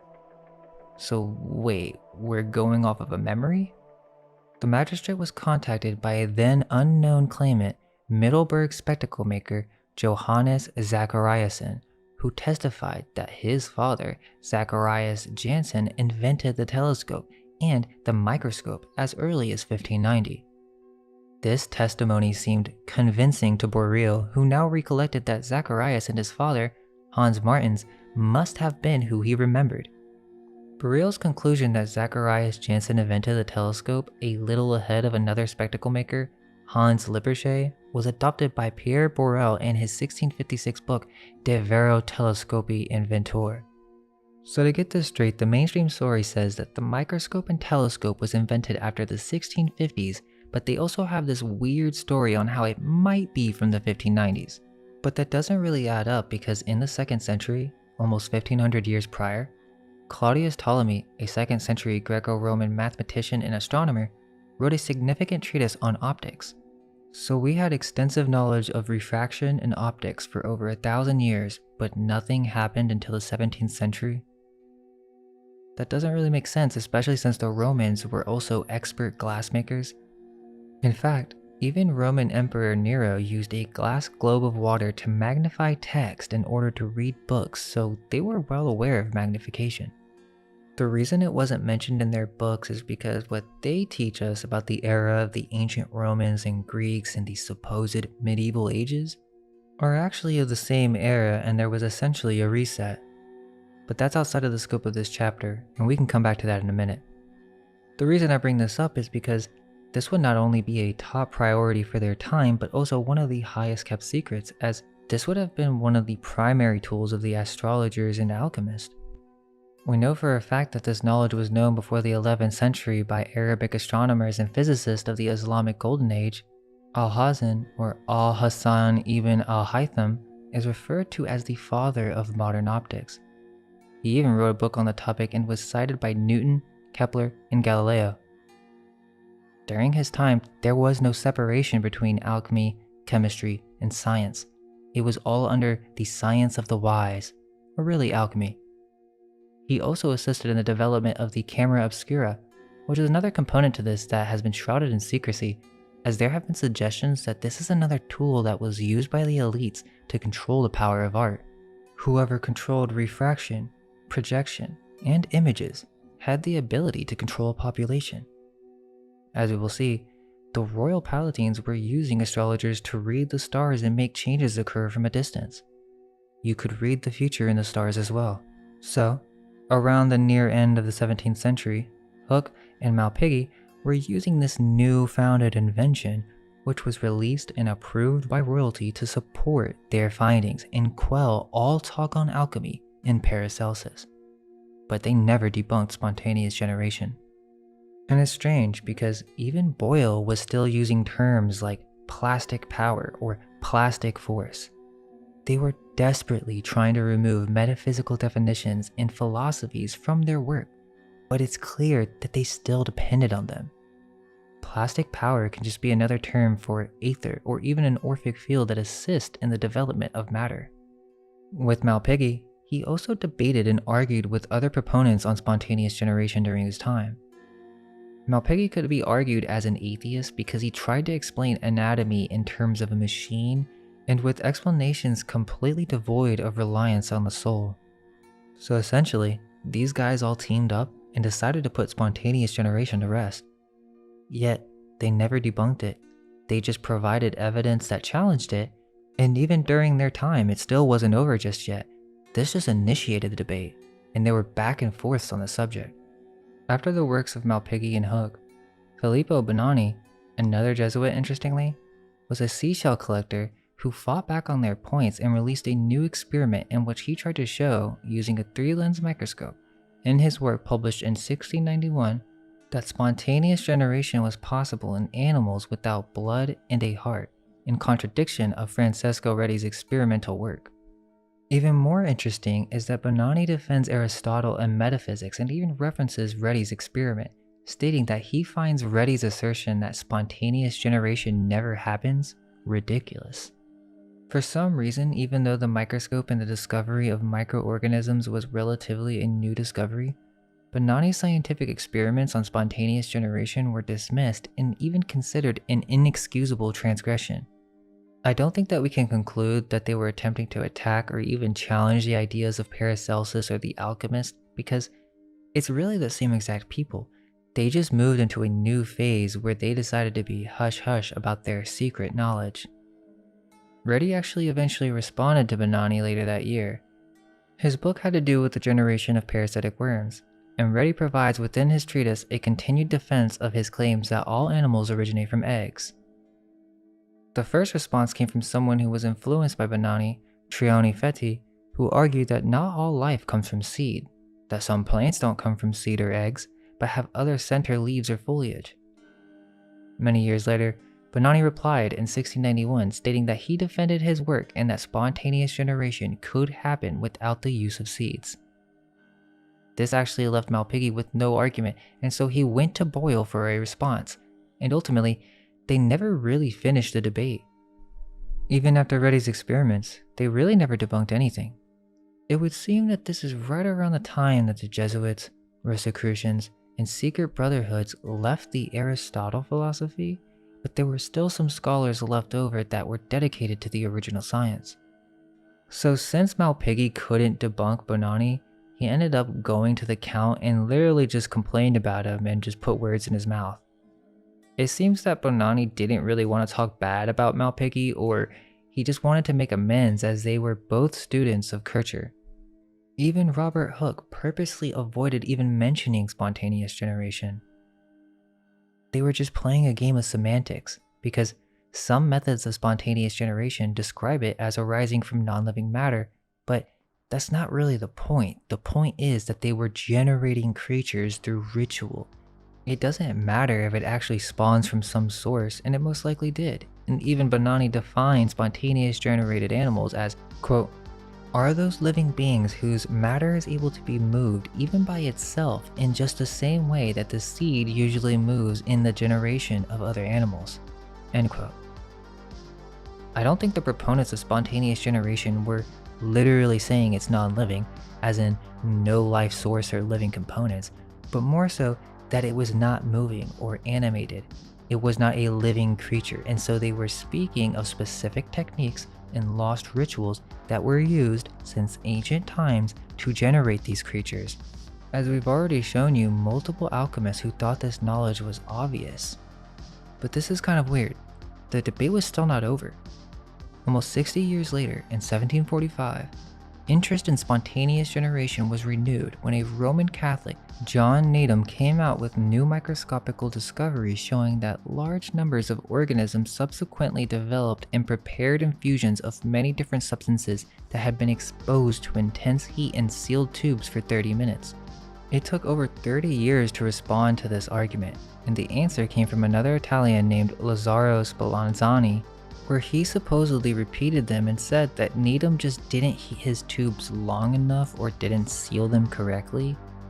But he lost this exchange because the most influential naturalist of his time, George Louis Comte de Buffon, supported the work of Needham and believed in spontaneous generation, suggesting that organic molecules could assemble to form simple organisms under certain conditions. Interestingly, it seems that basically there was some back and forth. They were really trying to debunk the spontaneous generation, but it just wouldn't go away. Even to the point where, after a number of further investigations had failed to solve the problem, the French Academy of Sciences offered a prize for research that would throw new light on the question of spontaneous generation. So they literally funded the research with the desired outcome already set. How scientific. They weren't even really interested in getting to the bottom of the truth. They just wanted spontaneous generation to die and be done with. But they couldn't do that without someone coming in and debunking it. The person who would respond to this challenge is Louis Pasteur, which is really crazy that he ties into this story. I don't want to say anything directly why, but it will become evident as we proceed. He developed an experiment using flasks that were coated with a sugar G solution to a variety of conditions. He demonstrated that the creatures that developed were from microorganisms in the air, not from the air itself. Now, it never explains how he conclusively shows this, and in fact, this wasn't actually proven until 1876 with John Tyndall, who devised an apparatus to demonstrate that the air could carry particulate matter. Finally, after Tyndall and Pasteur's work combined, it finally put the subject of spontaneous generation to rest. Or did it? First, let's bring up one of the main issues in the debate: semantics. Many of the times, the evidence brought forth is really just debunking one definition of the term of spontaneous generation, usually that it is life emerging from non-living matter. But spontaneous generation has two forms: generation from non-living matter, also called abiogenesis, and generation from living matter, called heterogenesis. The reason why spontaneous generation was being rejected in the early 18th and late 17th century is because this was a period in time where they were trying to understand biology and its processes. Obviously, the answer of generation from non-living matter would not suffice as an explanation. Therefore, heterogenesis became their main concern.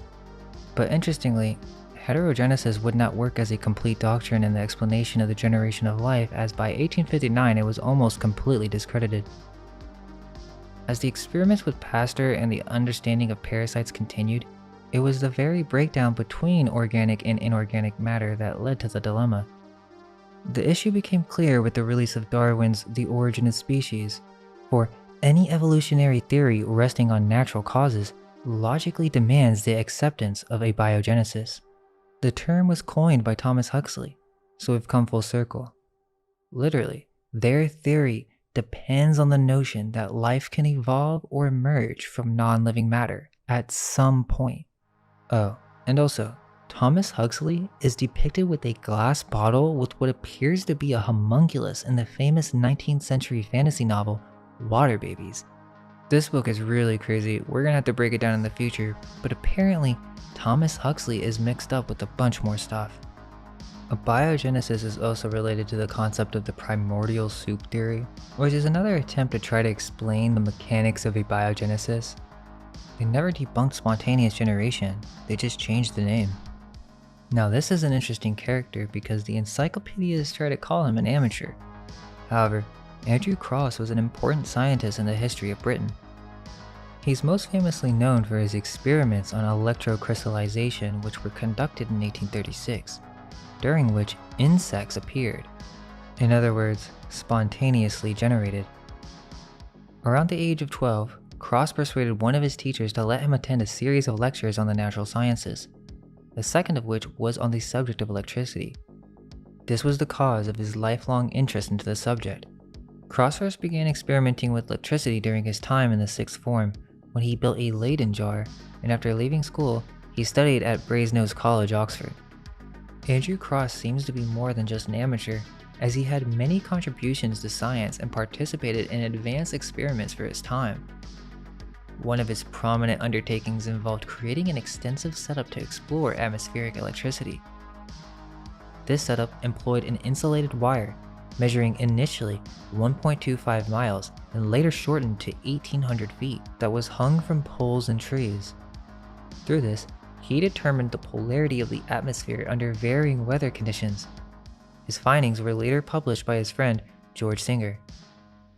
Cross, along with Sir Humphrey Davy, was among the early pioneers to construct large voltaic piles.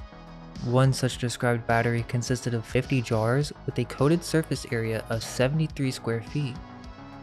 Using his wires, Cross could charge and discharge it around 20 times per minute, creating noises almost as loud as a cannon. This led to his local nickname, the Thunder and Lightning Man. In 1836, Cross attended a meeting of the British Association for the Advancement of Science in Bristol. There, he presented his discoveries, including electrocrystallization and atmospheric experiments and improvements to the voltaic battery. His further works included separating copper from ores using electrolysis, experimenting with electrolysis of seawater, wine, and brandy for purification, and studying the effects of electricity on vegetation. The year 1836 also marked a controversial phase in Cross's career. During an electrocrystallization experiment, he observed the formation of what he described as a perfect insect on the 26th day. Over the next few weeks, hundreds more such creatures identified as members of the genus Acarus were observed.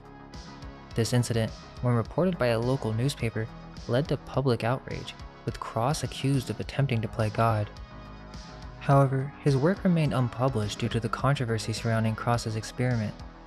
The skeptics have a hypothesis that the insect eggs were just embedded in the samples, so the mainstream does not take his work very credible.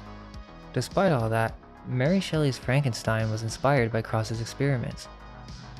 Some say that it's unlikely, as the novel was published almost 20 years prior to Cross's experiments. However, Shelley did know Cross through a mutual friend, and it's reported that she attended a lecture by Cross in 1814. In the year 1837, during his electrocrystallization experiments, Andrew Cross observed the unexpected emergence of insects under conditions that would typically be fatal to animal life. Cross had been conducting experiments involving a mixture of water, silicate of potassa, and hydrochloric acid dipping into electrified porous Vesuvius rock. His intention was to produce crystals of silica, which ultimately failed.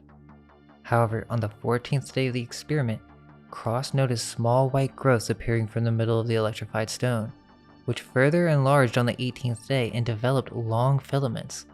Notice how we're talking about a stone. These formations were clearly distinct from the artificial minerals Cross sought to create and defied explanation at the time. So Cross identified these insects as Acarus electricus, later known as Acari crossi, and sought the opinion of entomologists, who confirmed their classification as mites from the genus Acarus. The origin of these insects remained elusive, with speculations ranging from hatched ova deposited by airborne insects to the influence of electric action. Cross replicated the experiment multiple times, achieving similar results, including observing the insects growing below the surface of electrified fluid. However, the insects exhibited no signs of vitality when trapped in a chlorine atmosphere. Despite Cross's attempts to understand the phenomenon, he refrained from forming any conclusive theories. It would seem the release of his findings without his authorization led to public outrage and the accusations of blasphemy, causing Cross to withdraw from society. While subsequent attempts to recreate Cross's experiments have reportedly been unsuccessful, the mystery surrounding the appearance of these insects remained unsolved through Cross's life. It would definitely seem that they were playing with underground experiments in electricity. Consider this chilling scene from 1818, Scottish chemist Andrew Ure standing next to a recently executed murderer's body at the University of Glasgow. Here they performed a very strange demonstration. Armed with a 270 plate voltaic battery and 2 metallic rods, Ure shocked the attendees as the lifeless body convulsed and contorted in a horrifying spectacle, brought about by the electrical stimulation of the corpse's nerves. There are actually modern studies in support of spontaneous generation. In a study from the 70s, Sidney W. Fox showed how inorganic molecules, or the amino acids that he called proteinoid microspheres, would actually grow and divide when heated. He created the world's first protocell out of proteinoids and water. Fox was a proponent of abiogenesis, the creation of life from non-living matter. Interesting that he heated it in water similar to the alchemist. Now we're prepared to get deep. We know the history, the main arguments of both sides. Now it's time to really dive into this material, because we're just getting started. We're going to begin this section with maybe one of the most insane and strange books ever to be written, but it's also extremely rare. Let's do a disclaimer. I'm going to tone down the graphic details, but there's no getting around how weird and disgusting this book is. The book we're discussing is the Book of the Cow, or Liber VACCAEArtificial, named after the experiments contained within. Interestingly, this book is actually attributed to Plato, or it was believed and referenced by several others who considered it to be from Plato's Book of Laws. The name in Arabic is called Kitab al-Nawamis, which translates into the Book of Laws, but it's also translated as the Book of Sacred Secrets. It was also called Liber Enigmatis, a translation of Nawamis. It's important to note that they consider this to be pseudo-Plato, which, as we brought up some questions, especially with the timeline, there are arguments that suggest that Plato and Aristotle are not from the timelines that they give us. But regardless, they say that in the 12th century, a Latin translation was copied in Spain with a different title, Liber Enigmatis. The ones that do exist are handwritten, difficult to read, and even some authors were suggesting that some of these works have been purposely altered in order to hide information. There are many references to this book in other works. Even one breakdown gives this table of contents of the book. Quote, "This is for our teacher and leader, Plato.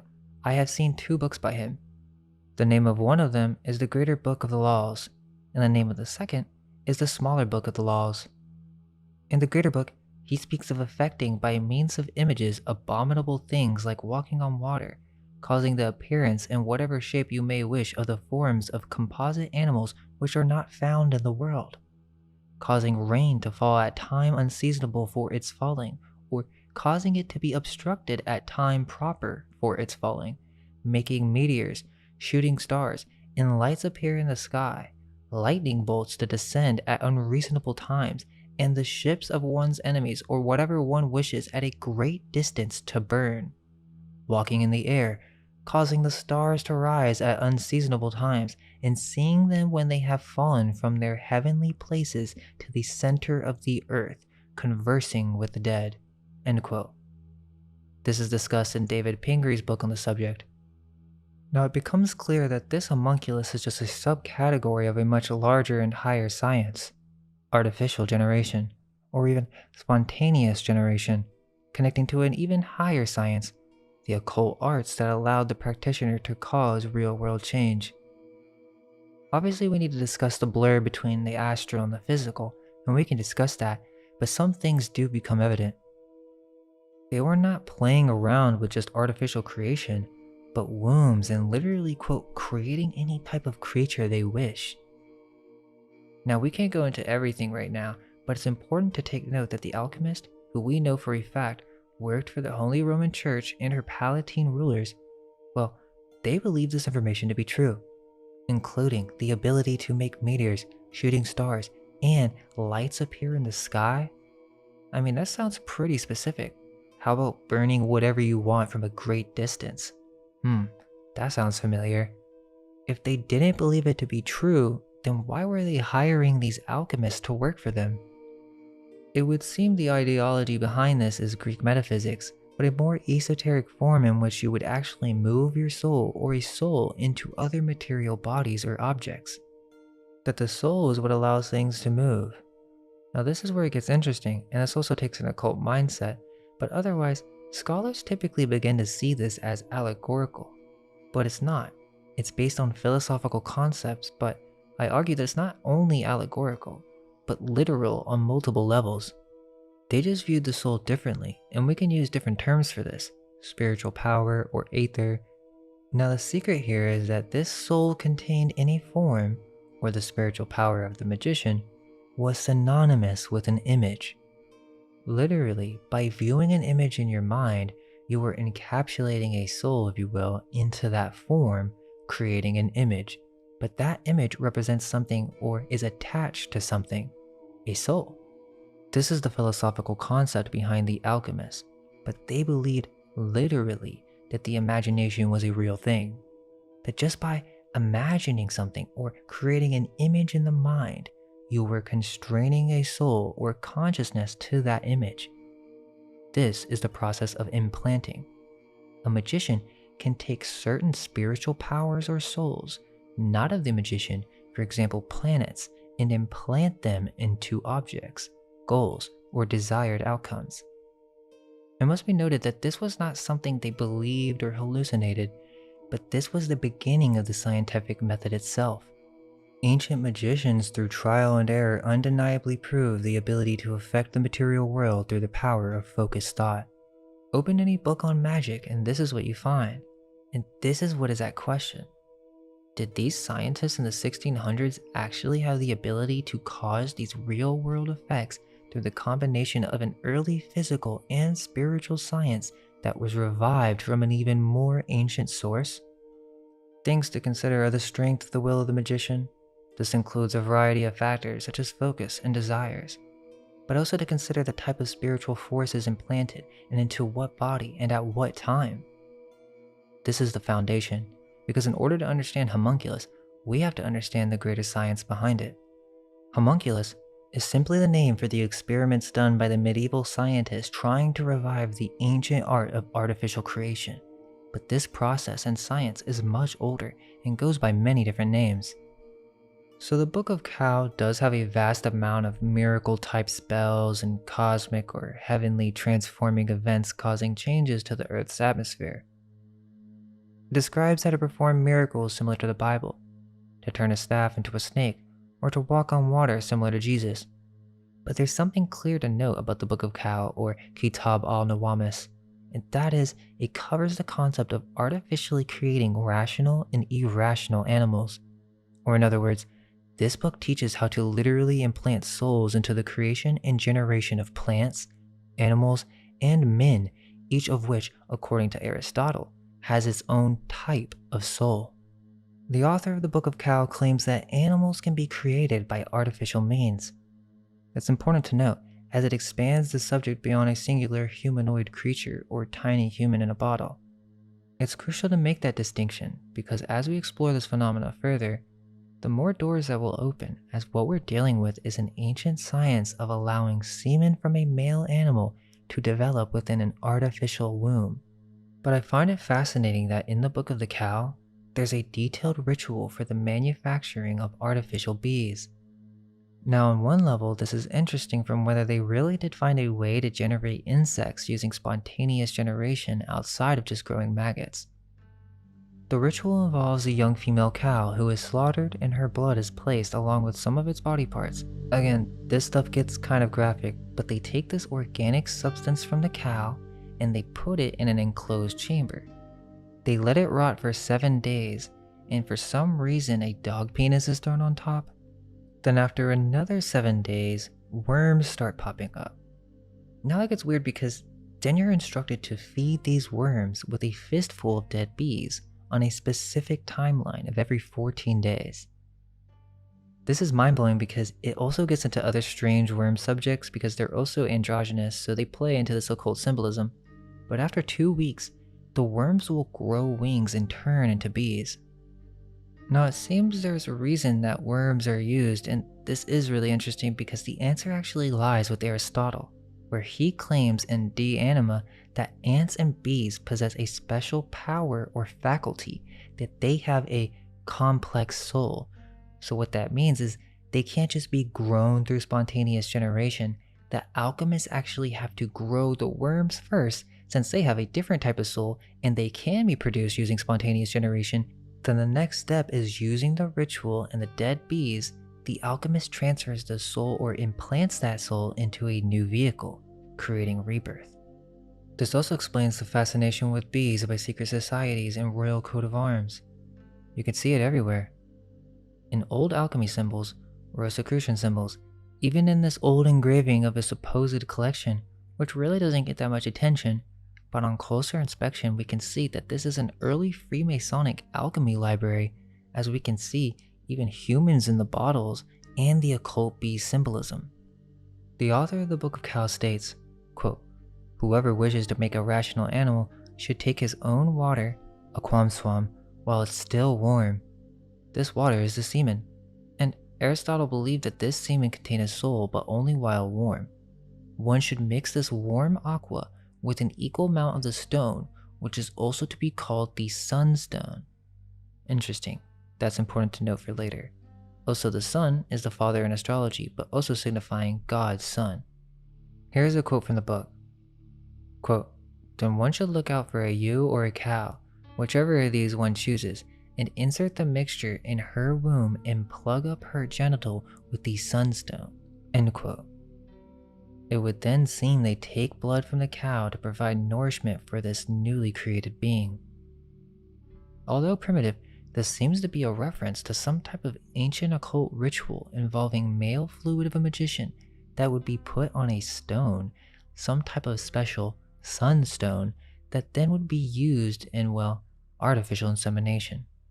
But not just that it creates a chamber in which this mixture can putrefy or grow, a hermetically sealed chamber. Then they take this cow and lock her in a house with no sunlight. This is to be the second womb. Now listen to this, another translation from the book. Quote, "While awaiting the birth of the animal, the magician mixes a powder made of crushed sunstone, sulfur, magnet, and green zinc stirred in with the sap of aqua semen of a white willow. This is some type of mixture upon which the cow gives birth. The creature is placed into this powder and is instantly clothed in human flesh. Now this newborn tiny humanoid is kept in a large glass or vessel for 3 days until it becomes exceedingly hungry. It is then fed for 7 days on its mother's blood and develops into a complete animal, with which other marvels can be performed. For instance, it can be placed on a white cloth with a mirror in its hands and suffumigated with the previously mentioned powder mixed with human blood. Then, the moon will appear to be full on the last day of the month. Or, it can be decapitated and its blood collected. If the blood is given to a man to drink, he will assume the form of a bovine or a sheep, but if he is anointed with it, he will have the form of an ape. Finally, if the animal is fed for 40 days on a diet of blood, milk, and semen, then its guts are extracted from its belly and rubbed on someone's hands and feet, he may walk on water or traverse the diameters of the earth in the winking of an eye." End quote. Now this is very interesting because at first, many may think that this is all hallucinated, or one could say some type of astral magic if you're going to be traveling at such speeds and performing miraculous feats. But on another level, there may be something else going on with this book. The homunculus is a soul that has been placed into an artificial body. As we'll see, it's not detailed in this book, but there's another component to this homunculus that must be considered. The reason that this being is magical is because it's an artificially created being that was manifested in accordance to astrology. But more importantly, the magician could implant the soul of the planets themselves into this new artificial body. We will discuss that more later, as it may complicate things now, but we can't deduce that this is false just because miracles and strange events start occurring. It may seem impossible, but we're dealing with different states here. The next part of the book makes the subject even more insane. The next chapter in the Book of Cow covers the artificial generation of a rational animal by a similar ritual with the cow, but this time it's with a female ape. It says that her offspring undergoes, quote, "appropriate manipulations." Is this where monsters and cryptids come from? Even different type of deformed humans like the one-legged man? This directly connects the monstrous beings from Christianity to the alchemist and artificial creation. Could this knowledge have been wiped? The Book of the Cow was very difficult to find, and there are no full English translations. They would literally create mythical beings, whatever they wanted, and they would sculpt, shape, and create these deformed beings physically, like merging different pieces from different bodies, and then doing this at such an early stage so that the being would then grow into all sorts of creatures. Think about it, the basilisk, monsters with human heads, even the demons from Grimoires. These are all different types of homunculus. In the book, it also discusses how one can take the organs of the creature and rub them into certain spots to gain the powers of that organ. Since the homunculus is a magical creature, the organs are magical and or connected more in tune with the astral, and therefore they can see and communicate with spirits. By rubbing the eyes of the homunculus into one's eyes, the ability would be gained to be able to see all spirits and demons, like the homunculus can. Henry Cornelius Agrippa actually references Plato, but scholars say that he's not speaking of the actual Plato, but of the same author as Picatrix in the Book of the Cow, as an authority on the manufacture of magical lamps. Again, why would these alchemists, the people who were writing the earliest versions on the book, say Plato? And then this was also believed by Agrippa? The Book of Laws, or also known as Liber Numic, the Hebrew translation, we can see clearly that Agrippa references the artificial generation of monsters and how they are not according to the laws of nature. The Book of Cow also interestingly has other extraordinary rituals that can cause the moon to split in half, and also to cause the appearance of giants. Is it possible that someone could create a giant homunculus? There's a phenomenal paper by Liana Saif called The Cows and the Bees, where she really dives into the Arabic sources and the differences contained with the Book of the Cow in comparison to Pingre's analysis of the book, concluding that it was an example of Neoplatonic thought. She breaks down some really crazy sources, but first, we need to discuss the bees. If you haven't seen the Ancient Cloning Factories video, go check it out as it's going to start really connecting here. There's bee symbolism throughout masonry, occult brotherhoods, and royalty, not to mention alchemy. Yes, even the postcards. Now we know what they're referring to. Because this ritual discussed in the Book of the Cow or Liber VACCAE is actually an ancient ritual of spontaneous generation that has been practiced for thousands of years. Supposedly, again, I have different views on the timeline, but forgetting that for now. The Book of the Cow and the Latin translation are dated around the 12th century, but the original Arabic sources could be of an earlier age. However, we can find a reference to this exact same ritual in ancient Rome, which we now know was used to create some type of demon homunculus, one that was prophetic in nature. The proof is contained in Book 4 of Virgil's Georgics, which is a famous poem. Virgil was an ancient Roman poet who played a vital role in shaping Latin literature. In lines 281 through 314, we get instructions very similar to Liber VACCAE, but 1,000 years earlier.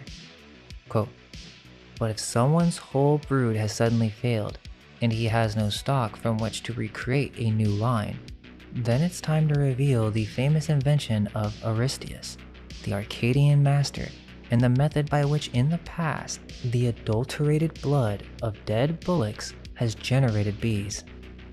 Well, that line on the stock was a little suspicious. They had to recreate a new line? But let's continue. What we're looking at is an ancient reference to alchemy, but it just wasn't called that yet. Now, that was from a later translation. It says a dead bullocks, but in the original Latin, it goes, quote, "First, a small and contracted place is chosen and adopted for the purpose, and they press the walls of the narrow roof with tiles and add 4 hives at the corner, 4 slanting windows for the winds. Then a calf already curling its 2-year-old horns on its forehead is sought. The double nostrils and breath of its mouth are stopped up with many obstructions, and having been killed by blows, its entrails are loosened through its intact skin. So they leave it lying in a confined space and put broken branches beneath the rib bones, and fresh thyme and cassia.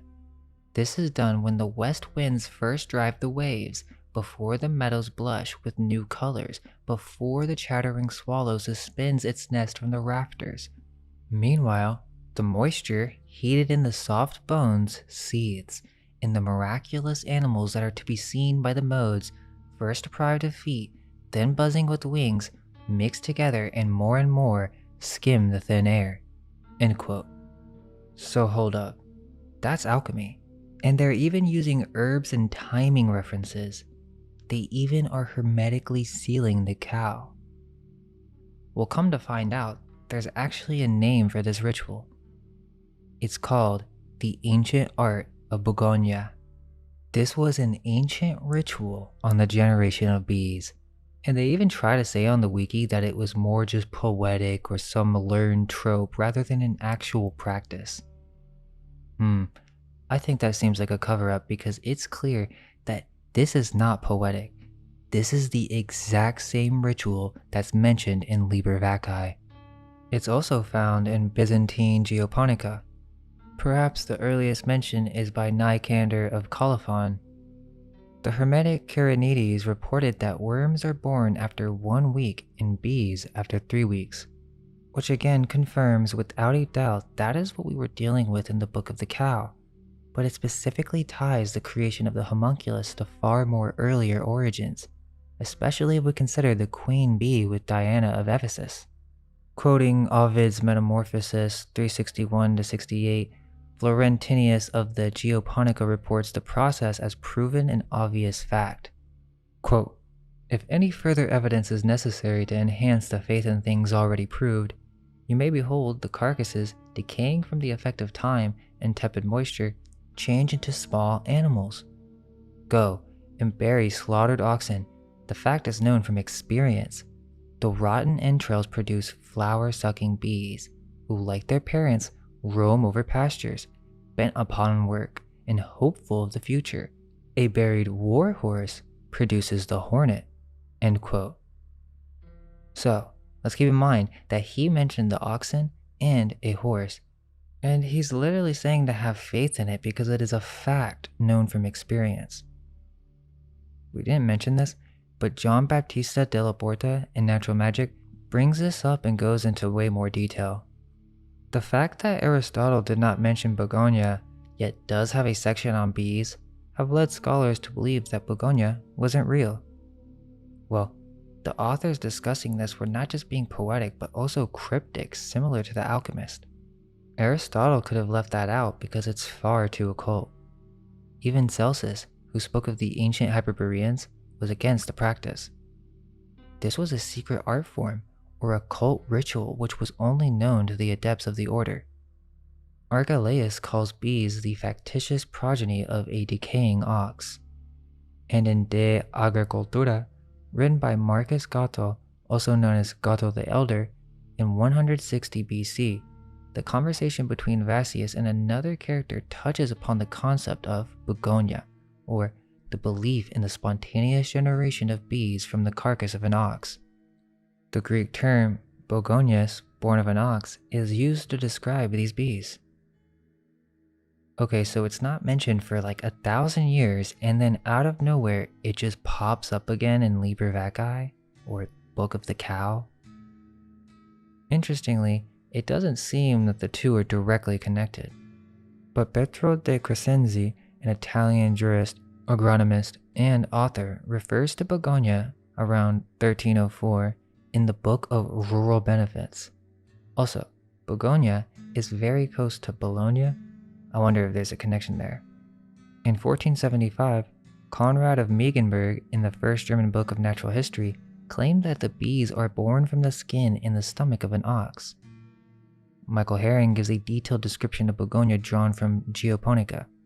Johannes Kolletisch, whose book constituted the book of reference for many generations of apiarists expressing the same belief in begonia. The method appears even in European apiculture books of the 1700s. So, you're telling me that this was an ancient practice in Rome, referenced by several reputable sources, but mainstream scholars tell us it's just poetic? Then over 1,000 years pass by, and then it's referenced as a very real thing by Italian and German writers on agriculture. It was still referenced and discussed as a practice up to the 1700s, so.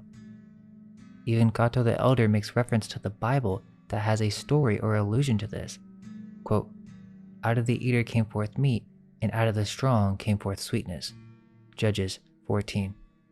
In the book of Judges, where Samson puts forward the riddle of "out the strong came forth sweetness," referring to a swarm of bees found inside of a dead lion. There are several commenters, including VACCAEArtificial, who cited this allusion to suggest to Varro that while he might not know nothing much about cattle, his attempt to deal with the subject might prove some useful discussion. This reveals that obviously this was a secret practice. That will become more clear as we proceed. Okay, so let's go back to the Book of the Cow, or Liber VACCAEArtificial, and take some more notes. So essentially, this strange book discusses how to use blood or sperm to produce an artificial or spontaneous generation of a magically powerful, rational animal that can tell the maker anything that it would like to know. This tends to lead people into thinking that it's just fantasy, but this just dives into deeper aspects of the occult that are not known by most people. This book is essentially showing you how to create a god being, some type of prophet. They obviously are not giving the full details and being cryptic, but we will see more examples of this as we proceed. They wanted to create an intelligent being that can learn, talk, and even give wisdom, but there became an issue. Because this was grown outside of the womb of the mother, it would seem this leads to dark and negative manifestations, as the homunculus would turn demonic in nature. Some scholars argue that it's evident that Paracelsus read the Book of the Cow, or Liber VACCAEArtificial, and it had influenced his writings. The fact that he didn't bring it up shows how well preserved the secret is. The author of the original Book of the Cow seems to view this being as demonic in nature, but interestingly, there are other techniques described where the adept can get around this issue and make a wholly new species, including, for instance, a girl with the face of a boy, or even, with a bit of luck, a being with prophetic powers. They were discussing how to literally cause changes in the way it looks, even the face. Okay, now this is insane. Inside the text, it begins to discuss a method in which you can get around the issue: how to create a non-demonic homunculus. The text explains by placing the glass vessel that contains the being in a large metal rotating sphere designed to simulate the effects of the crystalline sphere that rotate about the Earth itself? Whoa, what? None of the later alchemists mention this device whatsoever. And think about that. We're getting really deep in this fantasy if it's all just imagination. They literally were designing imaginary machines? Or is it possible that this was actually a real device? Very strange. So there are more methods for creating a more pure homunculus written in this text. They knew exactly what they were trying to achieve. Also, some early alchemists who referenced or wrote on this text explain how the female seed is not necessary at all to contribute to generation. All that is needed is the male seed. We should also mention that the book does cover some extraordinary rituals, such as how to cause the moon to split in half, and also how to create giants. It would seem the subject of giants may be related here, as Paracelsus even makes reference to this. So what do we know so far? Well, it would seem this Liber VACCAEArtificial book is discussing experiments that require sex with an animal, the creation of a human-like being and or monster-like being, depending on the variables at play, and also some type of skin that can be made from alchemical powder in which the creature is placed in this growing skin. It's quite detailed. Then it continues explaining the different abilities and powers of these beings. In this case of the cow, it would seem all holes must be closed and the female animal's private parts plugged. But there's another component to this powder skin. They had other methods. Now this is insane, so prepare yourself. But literally, the text discusses how you can actually design a skin or a costume for the creature in which to place it in, and it will grow and form into it. Basically, once you have the early form of the creature as the animal gives birth to this rotting tiny creature, then they use this powder and or create an artificial skin that they designed literally with different animal parts and or heads, then this outfit would wrap around the newly created being. So now let's look at the work that inspired the Book of the Cow. Because on its own, it doesn't really explain too much, and it seems as if it may just be one rare example. But that's the point I'm trying to make clear. It isn't. And the reason that we don't see more examples of this is because it was literally a secret art, and they only spoke about this between members of the Brotherhood. Why do we know this? Well, because they literally were translating this by hand, and it was kind of a thing that would be shared between the bros where